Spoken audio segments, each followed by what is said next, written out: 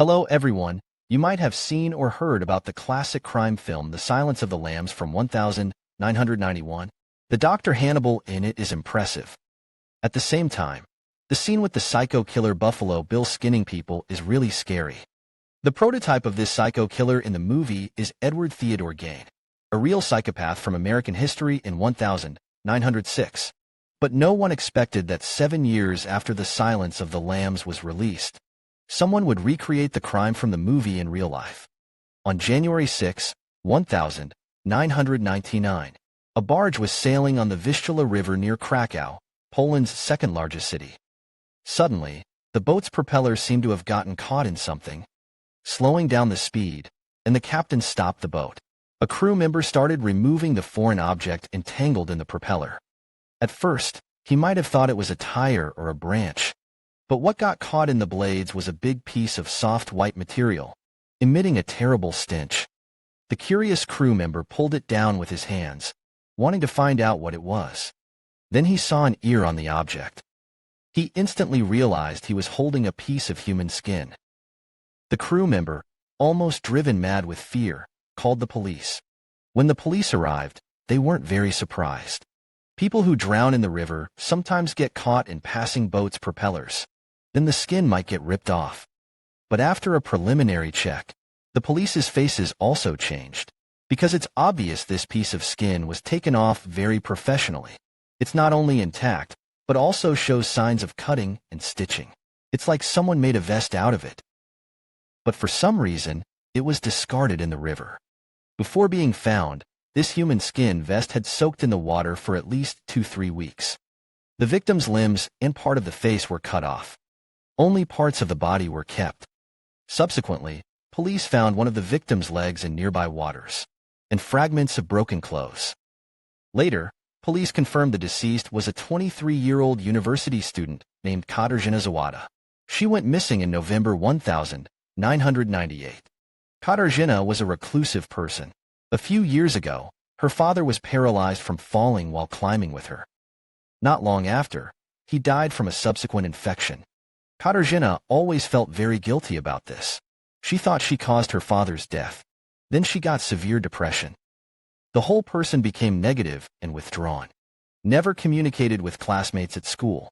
Off campus, she rented a room and rarely contacted her mother. This led her to miss school for 2 weeks straight. No one noticed anything wrong. Until later, she was supposed to see a therapist with her mother. But she didn't show up. Her mom then realized she had been missing for a long time and reported to the police. No one expected Katarzyna would be found in such a tragic way. This case caused panic locally after media exposure. Many speculated it might be a crime imitating the movie The Silence of the Lambs, because Katarzyna is the Polish name. Translated into English, it's Catherine, just like the name of the female victim saved at the end of The Silence of the Lambs.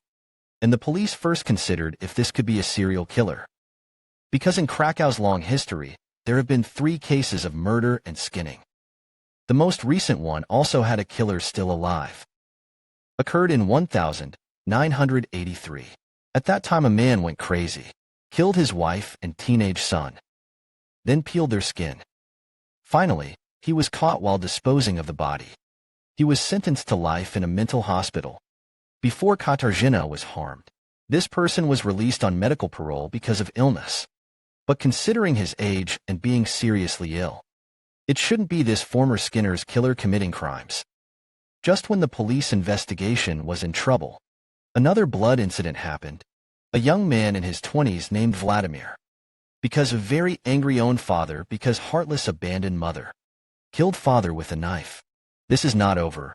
He also took the skin off his father's face to make a mask. Even wearing this mask, pretending to be father. Spent a day by grandpa. His grandfather has bad eyes and is also hard of hearing. So all day didn't find this scary fact.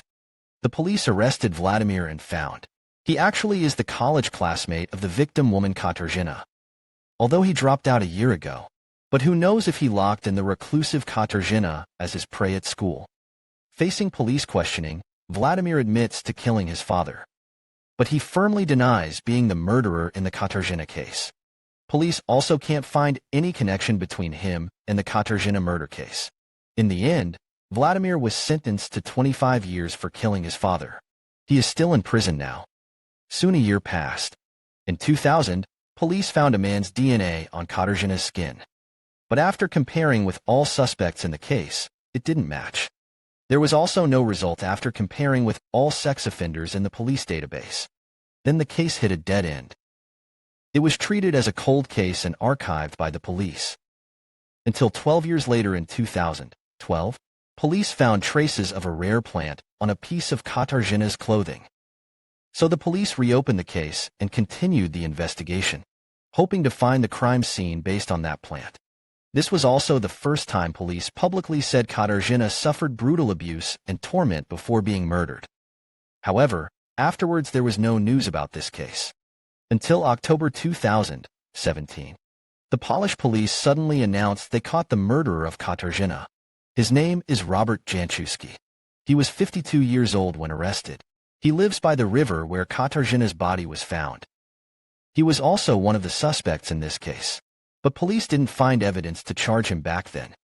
As for why, nearly 20 years after the crime, they suddenly identified him as the murderer, the police didn't provide enough information, maybe to keep it for court to charge him. Based on some leaked news, we know roughly that Robert is a very devout believer. He once told a priest about his sins during confession. But what really drew police attention to him was a tip-off letter from a friend. Robert was an odd-tempered person when he was young. According to those who knew him, he often killed small animals. This is also a common trait of a twisted killer. He once served in the military, mastering close combat skills. So, it's not very hard to kidnap a woman like Katarzyna. The key point is, Robert once worked in a morgue at a military hospital. He has experience with autopsies and is familiar with human anatomy. This matches the killer's skilled skinning methods in the Katarzyna case. After retiring, he worked at a Krakow Animal Research Institute. There, he could observe the skinning preparation process. Then, during one of his shifts, he killed all the lab rabbits. After that, he was fired from the institute. As for his motive, many believe it's because he was unhappy with his gender.